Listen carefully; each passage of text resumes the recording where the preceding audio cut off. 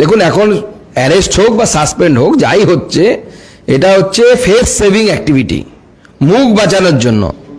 এখন প্রথম কথা হচ্ছে তৃণমূল কংগ্রেস সাসপেন্ড করছে কেন? গতকাল অবধি তো তারা বলেছিল না এই ধরনের কোনো ঘটনাই ঘটেনি, কোনো রেপ হয়নি, কিছু হয়নি। শাহজাহান তো একদম নবাব ওখানকার স্বাধীনতা সংগ্রামী। আজকে তো আমরা দেখলাম হাঁটা চলা বডি ল্যাঙ্গুয়েজ দেখে তো মনে হচ্ছে শেখ শাহজাহানকে কেউ গ্রেপ্তার করে নিয়ে যাচ্ছে না, পুলিশগুলোকে বুঝি শেখ শাহজাহান গ্রেপ্তার করে নিয়ে যাচ্ছে বা ধরে বেঁধে নিয়ে যাচ্ছে। চেহারা দেখে তো তাই মনে হচ্ছিল, বডি ল্যাঙ্গুয়েজ দেখে এই স্বাধীনতা সংগ্রাম করে এসেছেন অথবা অলিম্পিক থেকে মনে হয় 2-4টে মেডেল নিয়ে এসছেন ভারতবর্ষের জন্য, এইভাবে শেখ শাহজাহান ঘুরে বেড়াচ্ছে। তো যেখানে তৃণমূল অ্যাকসেপ্টই করে না যে ওই ধরনের ঘটনা ঘটেছে, এখন 6 বছরের জন্য সাসপেন্ড হচ্ছে। তো সাসপেন্ডটা করলো কোন তৃণমূল কংগ্রেস সেটাও একটু ঠিক করে বলতে বলুন। পিসি না তৃণমূল, ভাইপো তৃণমূল না পিসি তৃণমূল?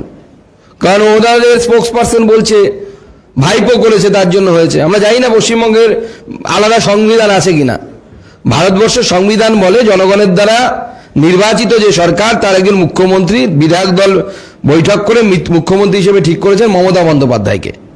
আমরা দেখেছিলাম ইউপিএ গভর্নমেন্টের সময় এক্সট্রা কনস্টিটিউশনাল বডি একটা বানানো হয়েছিল, পিএম এর উপরে সুপার পিএম, সোনিয়া গান্ধীর চেয়ারম্যানশিপে অনেক বিশিষ্ট ব্যক্তিদেরকে জুড়ে। তো এখন কি বাংলাতে ওরকম কিছু চলছে কি যে সিএম এর উপরে সুপার সিএম কেউ একজন আছে? তৃণমূল বলছে হেমন্ত বিশ্ব শর্মা, বীজভূষণ, শুভেন্দু অধিকারী এদের কখনো সাসপেন্ড করে দেখাতে পারবেন? দেখুন এদের বিরুদ্ধে কোনো অভিযোগ থাকলে তবে সাসপেন্ড হবে, অভিযোগ তো প্রমাণ হতে হবে। তৃণমূল কংগ্রেসের বিরুদ্ধে অভিযোগ তো আপনি চলুন না গাড়ি নিয়ে, আপনাকে দেখাবো ভেরি, কতগুলো ভেরি দেখবেন, চলুন। মহিলারা ক্যামেরার সামনে বলছে। তা আমরা যখন বীজভূষণের বিরুদ্ধে অভিযোগ এসেছিল আমরা তাকে সরিয়ে দিয়েছিলাম। তারপরে তো এখনো সে সংস্থার তো নেই, সংস্থা হকি সংস্থা, এই কুস্তি সংস্থার মাথায় তো সে নেই।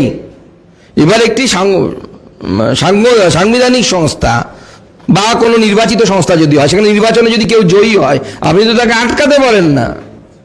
দেখুন প্রথম কথা হচ্ছে প্রথম থেকে তৃণমূল কংগ্রেস মিথ্যে কথা বলে এসেছিল এবং কোনো স্টে অর্ডার বলে কিচ্ছু ছিল না। সেই অর্ডারটা দেখাতে বলুন না, কোথায় কত নম্বর অর্ডারে স্টে ছিল। মিথ্যে কথা বলছে। আমরা ছোটবেলায় দেখতাম মাস্টারমশাই পড়া না পারলে পরে কিছু ছাত্র অজুহাত দিত, তো মাস্টারমশাই তখন বলতেন মানুষের 3টে হাত, বাঁ হাত, ডান হাত আর অজুহাত। তো তৃণমূল কংগ্রেসের সেটা হয়েছে, পড়াশুনো পারে না দুষ্টু ছাত্র, সে তখন অজুহাত দিচ্ছে, অ্যালিবাই দিচ্ছে, অজুহাতের পেছনে লুকোনোর চেষ্টা করছে। এখন প্রথম কথা হচ্ছে এডিজি বা ডিজি এরা হচ্ছে চেতলা অফিস থেকে যা আসে ওটাই বলে।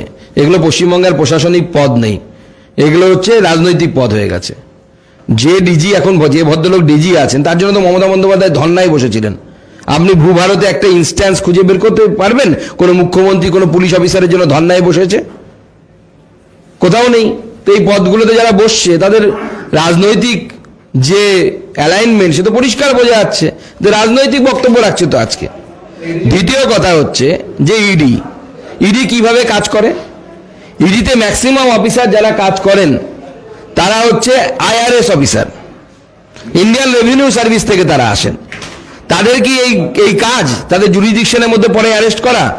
ইডি বা সিবিআই পুলিশকে নিয়ে গ্রেপ্তার করে, ইডি পুলিশকে সাথে নিয়ে গ্রেপ্তার করে। পুলিশের যদি সহযোগিতা না থাকে তো ইডি গ্রেপ্তার করবে কি করবে? হাজার ইডি অফিসার আছে গোটা ভারতবর্ষে। পশ্চিমবঙ্গ পুলিশ তো সহযোগিতা করেনি 5ই জানুয়ারি। যদি 5ই জানুয়ারি পশ্চিমবঙ্গ পুলিশ সহযোগিতা করত তাহলে তো শেখ শাহজাহান সেদিনই গ্রেপ্তার হতো। এখন শেখ শাহজাহান সন্দেশখালীর বেতাজ বাদশাহ, যার উত্থান সিপিএম আমলে, অঙ্কুরোদ্গম বলা ভালো, আর ডালপালা একদম নিয়ে বিরাট বিষবৃক্ষে পরিণত হয়েছে তৃণমূল আমলে অনুপ্রেরণার ফার্টিলাইজার নিয়ে। তো স্বাভাবিকভাবে এই যে বিরাট বৃক্ষ, এই বৃক্ষের ডালপালা কাটা খুব জরুরি। আর পশ্চিমবঙ্গ সরকার যখন করবে না তখন আদালতেরই উপরে ভরসা আছে।